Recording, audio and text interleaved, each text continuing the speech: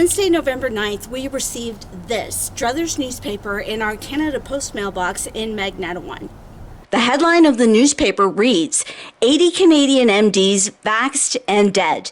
The article is attributed to Dr. Mark Trotsy and reads the extreme body count of men, women, and children who have been injured or died following the forced and misrepresented genetic injections continues to grow.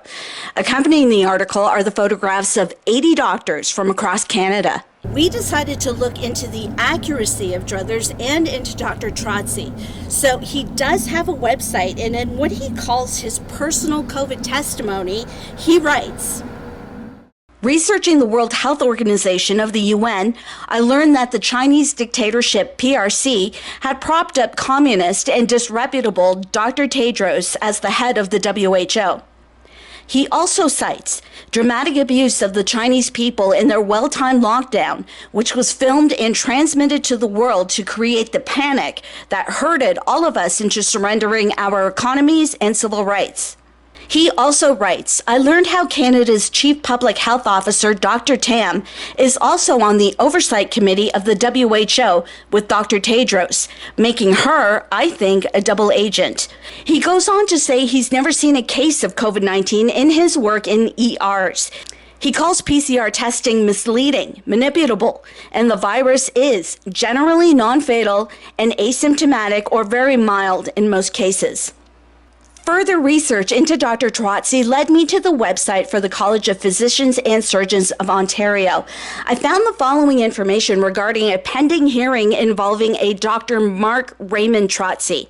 It alleges that between approximately March 2021 and April 2022, Dr. Trotsy engaged in disgraceful, dishonorable, or unprofessional conduct in relation to communications by email and on online or digital platforms regarding the COVID-19 pandemic and related issues.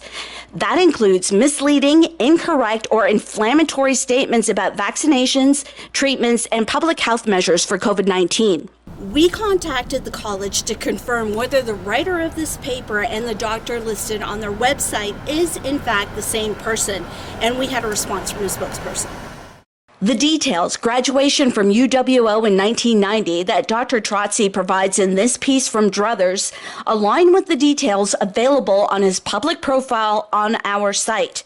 I can also confirm that there is only one Mark Trotsy registered with our college.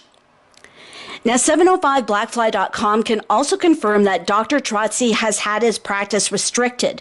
Now, that includes not providing medical exemptions in relation to vaccines for COVID-19, not providing medical exemptions in relation to mask requirements for COVID-19, and not providing medical exemptions in relation to testing for COVID-19. The hearing for his case is scheduled for November 23rd in Toronto. Two other doctors are also involved in the hearing. The first is Dr. Patrick Brian Phillips. According to the college's website, it's alleged that Dr. Phillips failed to maintain the standard of practice of the profession and that he is incompetent in his care of patients and in his reporting of adverse events following immunization. The second doctor is Dr. Crystal S. Lechque. It's on record that she resigned from her medical staff appointment at the Royal Victoria Regional Health Centre in Barrie on October 22, 2021, while the hospital was investigating allegations into professional misconduct, including failing to cooperate with the college's investigations and refusing to permit college investigators to enter and or inspect her practice location. Now, the college suspended the doctor's medical license on March 17th. Last month, a divisional court upheld the suspension and found no procedural unfairness by the college. Now, according to an article by OttawaSun.com that happened on November 11th, 2022, her lawyer filed an intent to appeal. On Dr. Trotsy's website, he defends Dr. Lechque, saying, compassionate and diligent physician under attack by the CPSO for providing ethical care rather than processing people according to the COVID agenda. As I mentioned, Druthers was delivered to my Canada Post mailbox here in Magnetowan. Now, the paper says supporters can have Druthers delivered to your neighbor's mailboxes, and they will coordinate the distribution. So I contacted Canada Post as to why they, A Crown corporation is distributing a newspaper that denounces vaccines. I also asked them if they vet newspapers of this nature before they are distributed, and they gave me this response. We understand and sympathize with any potential concerns raised by customers regarding the contents of particular mailings. In this case, you have raised concerns about the content and highlighted potential inaccuracies.